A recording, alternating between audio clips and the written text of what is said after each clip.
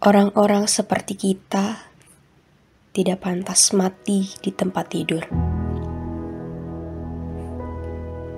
Dari perjalanan ini kita belajar bahwa tidak semua pergi akan kembali pulang.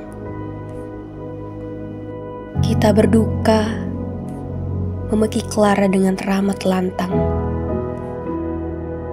Kita terluka mengutuk keadaan dengan begitu keras. Seseorang paling bijaksana di antara perjalanan ini harus pergi tanpa pernah kembali. Ia terbang mengudara bersama untayan doa orang-orang terkasih. Puing-puing sisa perjuangannya telah menyatu bersama kokohnya karang di lautan.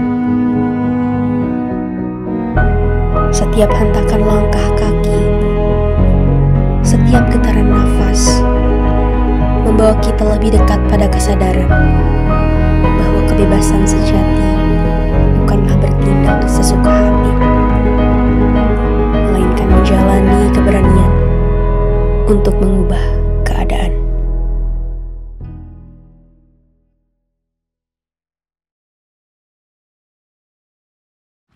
Ekspedisi Surili merupakan sebuah langkah yang kami ambil sebagai bakti kami terhadap konservasi serta masyarakat di sekitar.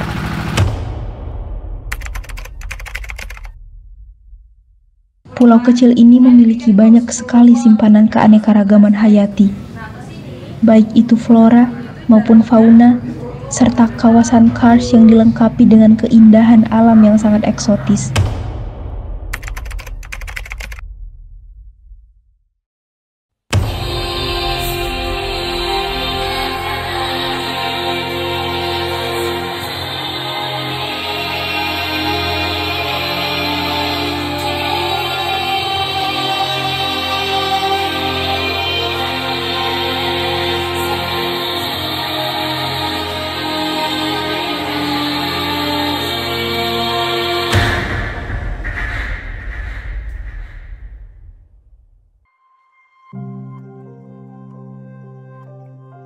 Tim ekspeditor dari kelompok pemerhati mamalia berhasil menemukan beberapa jenis mamalia di cagar alam Pulau Sempu.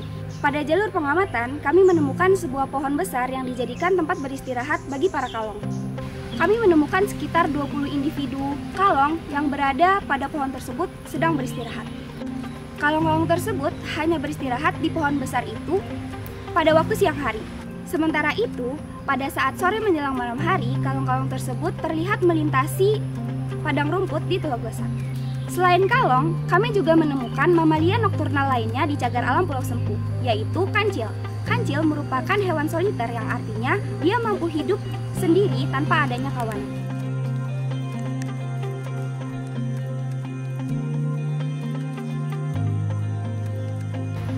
Tim ekspeditor dari KPM juga menemukan beberapa jenis primata yang ada di cagar alam Pulau Sempu. Yang pertama, kami menemukan monyet ekor panjang. Monyet ekor panjang merupakan salah satu jenis mamalia yang hidup secara berkelompok. Pada saat pengamatan, kami menemukan sekitar 20-50 individu monyet ekor panjang dalam satu kelompok. Jenis primata kedua yang kami temukan adalah lutung Jawa. Sama halnya dengan monyet ekor panjang, lutung Jawa juga hidup secara berkelompok. Pada saat pengamatan, kami menemukan 15-20 individu lutung Jawa dalam satu kelompok. Kami menemukan monyet ekor panjang dan lutung Jawa sedang mencari makan di pepohonan tinggi. Jenis mamalia lain yang kami temukan adalah jelarang,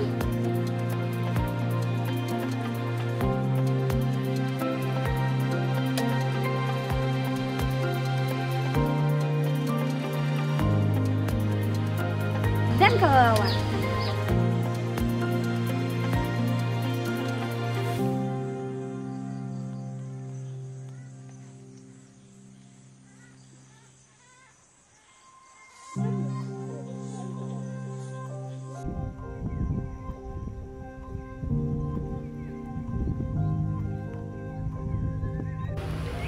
Burung merupakan salah satu jenis satwa yang paling banyak ditemukan di Pulau Sempu, bahkan di area camp.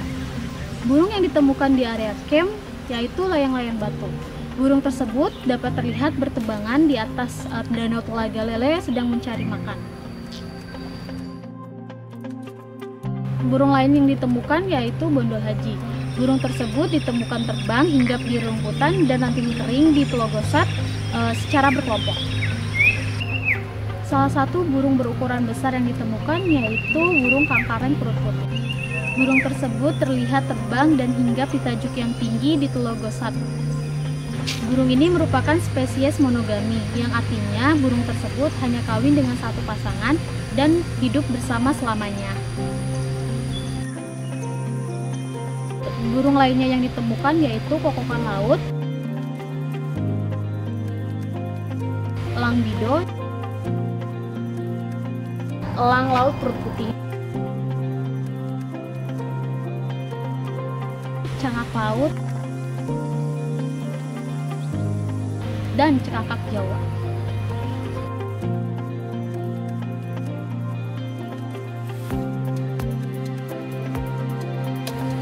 Di Pulau Sempu, kami menemukan 18 jenis herpetofauna, di antaranya adalah Ahetula prasina. Jenis ular ini termasuk ular arboreal, di mana dia hidup di tajuk-tajuk pohon. Selain itu, ditemukan juga jenis Dracophonas atau sering disebut juga cekibar. Kadal ini ditemukan di pepohonan dan seringkali terlihat melompat dari pohon satu ke pohon lainnya. Jenis lainnya yang kami temukan yaitu kadal kebun atau dengan nama ilmiah Eutropis multifasciata. Kadal ini ditemukan sedang berjemur ataupun basking di batang-batang pohon yang sudah tumbang. Herpetofauna lainnya yang kami temukan terdapat kongkang kolam,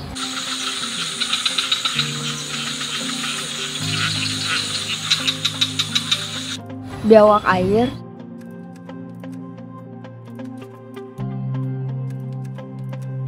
dan juga cicak batu. Cicak batu yang kami temukan merupakan jenis Syrtodactylus petanii. Cicak ini berbeda dengan jenis Syrtodactylus humosus dikarenakan seorang peneliti menyebutkan bahwa morfologinya berbeda.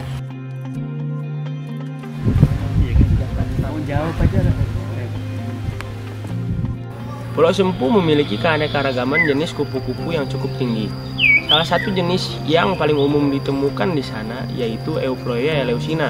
Kupu-kupu jenis tersebut sering kami jumpai di area perairan sekitar camp yang bernama Telaga Lele dan juga ekosistem padang rumput yang bernama Telogosat.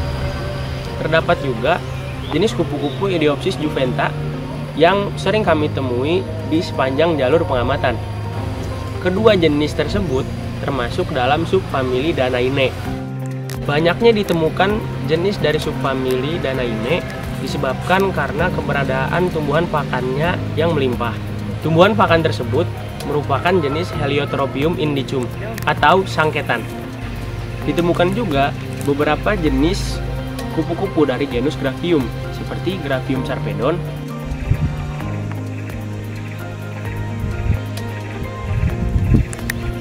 dan juga Graphium doson. Jenis kupu-kupu lain yang ditemukan yaitu Troides amphrysus, Idiastoli, dan juga Moduza procris.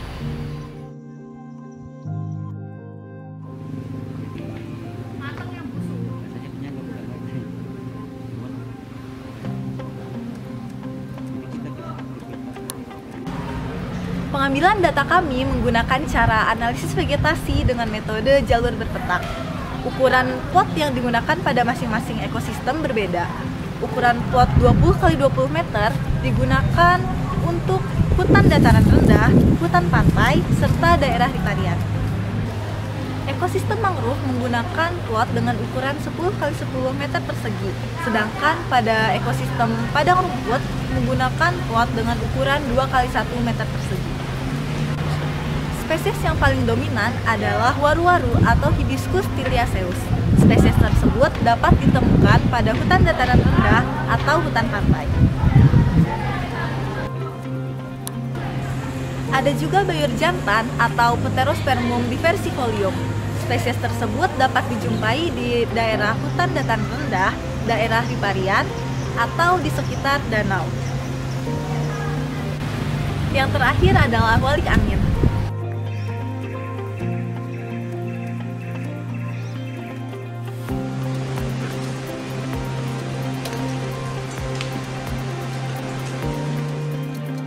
Ya baik, selama berkegiatan di Pulau Sempu, kelompok pemerhati gua menemukan dua gua, yaitu gua baru-baru dan gua macan.